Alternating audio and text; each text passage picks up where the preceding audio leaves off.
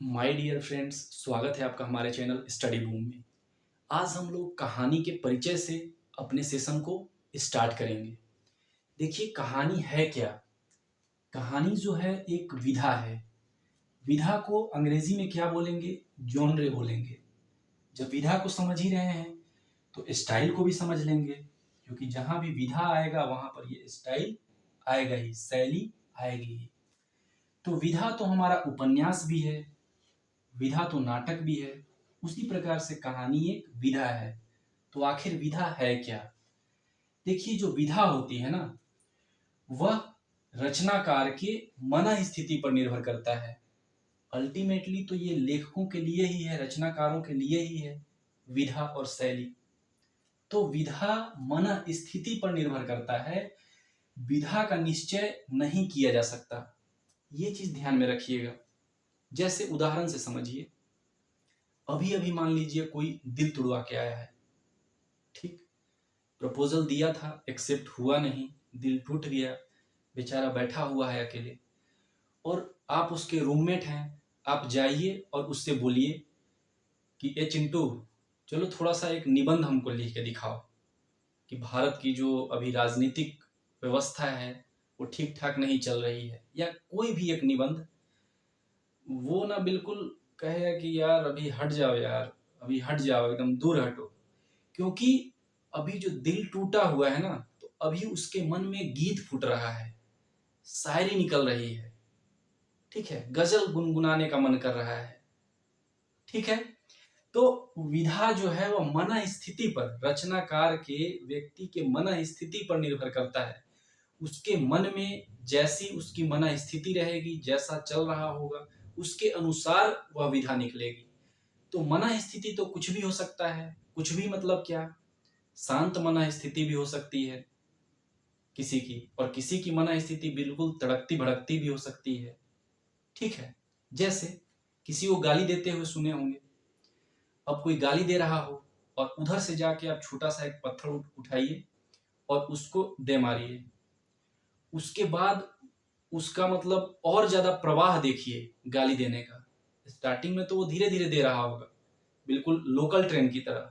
उसके बाद वो राजधानी, बिल्कुल शताब्दी, एकदम बुलेट ट्रेन की तरह आपको गाली देता हुआ दिखाएगा। क्यों? क्योंकि भावनाएं बिल्कुल और ज्यादा भड़क रही हैं, तेजी से उमड़ रही हैं। तो वो भावनाएं तो निकलेंगी ही, और जब भी ये भावनाएं जो निकलेंगी तो इसमें लयात्मकता आ जाती है, गेयता आ जाती है। एक गेयता एक शब्द होता है, ये ध्यान में रखिएगा, जिसे गाया जा सकता हो। गेयता आ जाती है, ठीक है, लयात्मकता आ जाती है।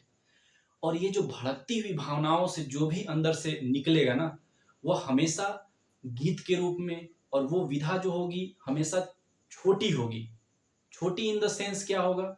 शायरी के रूप में, बिल्कुल भावना आया और ले दे मारा, ठीक है। तो हमेशा छोटी होगी, गीतों के रूप में होगी, गजल के रूप में होगा, मतलब छोटी विधा के रूप में होगी। वही थोड़ा सा हल्का सा उस भावनाओं को थोड़ा सा जिसने पचाया वो कहानी लिख देगा। और उपन्यास जो है इतनी बड़ी विधा है, मतलब बड़ी विधा इन द सेंस कि इतना बड़ा उपन्यास, तो ये कैसे लिखा जाएगा? पचाई हुई भावनाओं से लिखा जाएगा।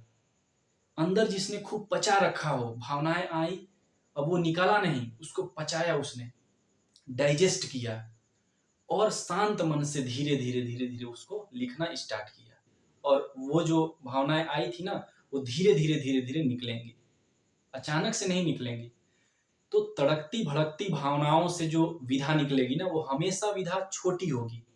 और जो भी शांत मन से पचाई हुई, मन से पचाई हुई भावनाओं से जो विधा निकलेगी, वो आकार में बड़ी होगी। जैसे उपन्यास आकार में बड़ी है ना, वैसे ही ठीक उपन्यास नाटक ये हो गया।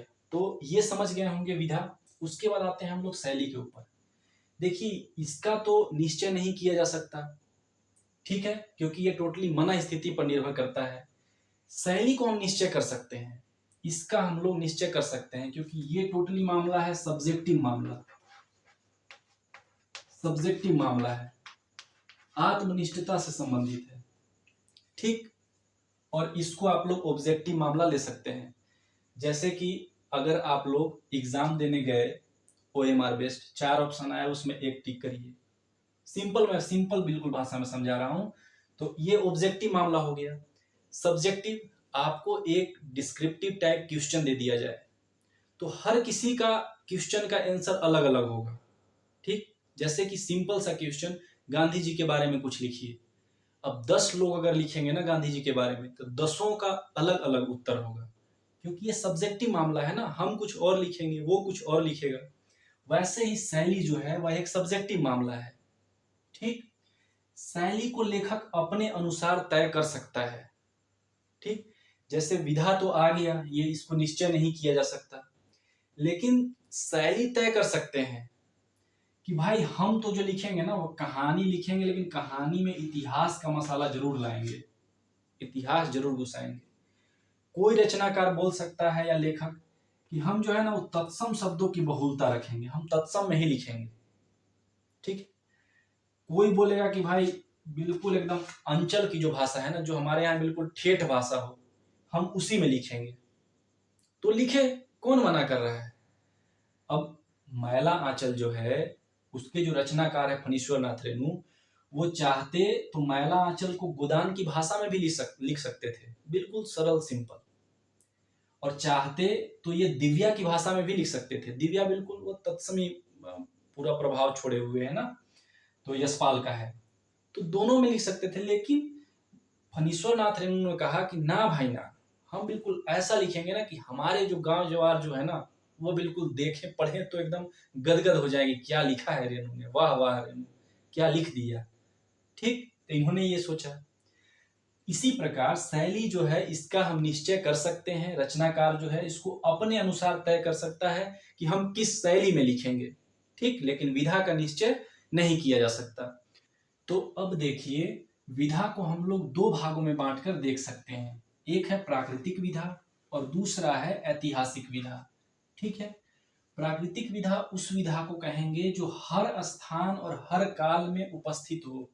ठीक है, यानी जब से जो मनुष्य का विकास हुआ, जब से मनुष्य इस दुनिया में आया, तब से ही ये विधा चली आ रही है। ठीक है, जैसे कि नाटक।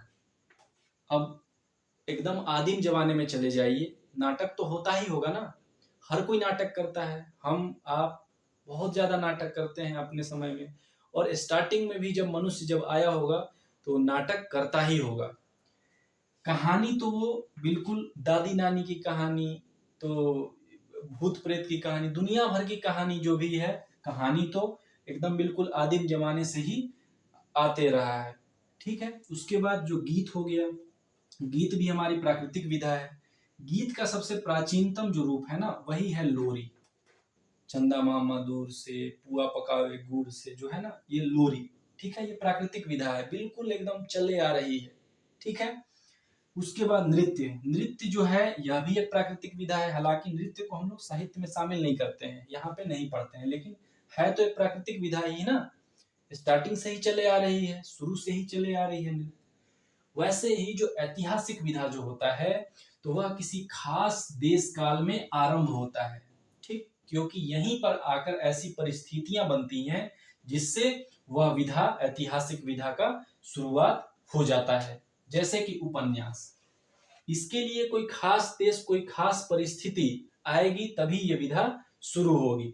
ठीक है, ये उपन्यास हो गया, सिनेमा हो गया। हालांकि सिनेमा भी साहित्य में हम लोग नहीं लेंगे, लेकिन उपन्यास और सिनेमा ये आधुनिक काल की विधाएं हैं।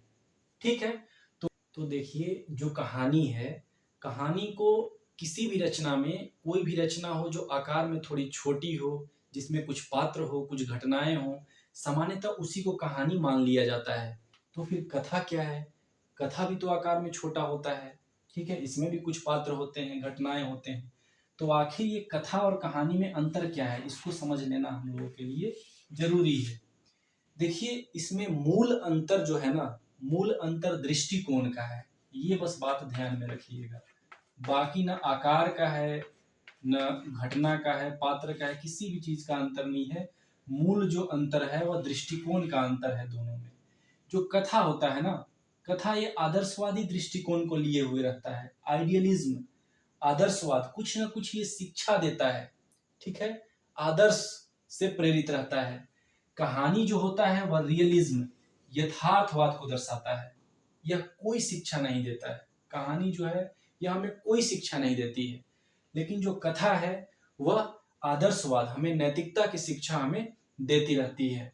जैसे कि जातक कथाएं, आप लोग बुद्ध के पूर्व जन्म की कथाएं इसमें देखने को मिलेगी, पंचतंत्र की कथाएं, हितोपदेश, कथा सरित सागर, और जो सबसे ज्यादा जो फेमस है, सभी के घरों में भी होता होगा, सत्यनारायण भगवान की कथा।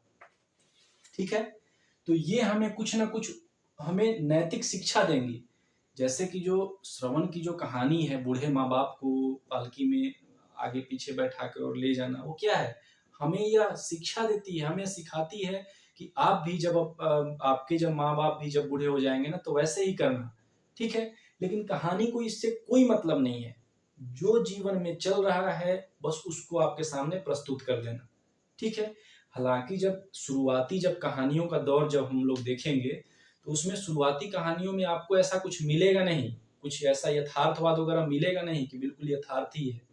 इसमें बहुत सारा स्टार्टिंग में आदर्शवादी दृष्टिकोण मिलेगा, लेकिन हम मानने के लिए मान लेते हैं कि हाँ, इसको कहानी मान लिया जाए, क्योंकि आदर्शवाद का छाप लिए हुए रहती है।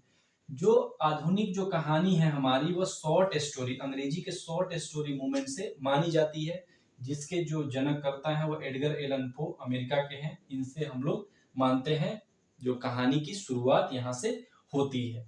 ठीक है, तो आपको ये कहानी और कथा, इन दोनों में तो बिल्कुल अंतर समझ में आ गया होगा, क्लियर हो गया होगा। इसमें कुछ भी अगर डाउट होता है आपको तो बिल्कुल कमेंट करके बताइए। तो हम लोग कहानी के परिचय अभी हम लोग ले लिए, धीरे धीरे करके हम लोग आगे बढ़ेंगे। आपको ये वीडियो कैसा लगा? अगर अच्छा लगा हो तो चैनल को सब्सक्राइब जरूर कीजिएगा, और कमेंट करके जरूर बताइएगा कि आपको कुछ डाउट है या नहीं। धन्यवाद, मिलते हैं अगले वीडियो में।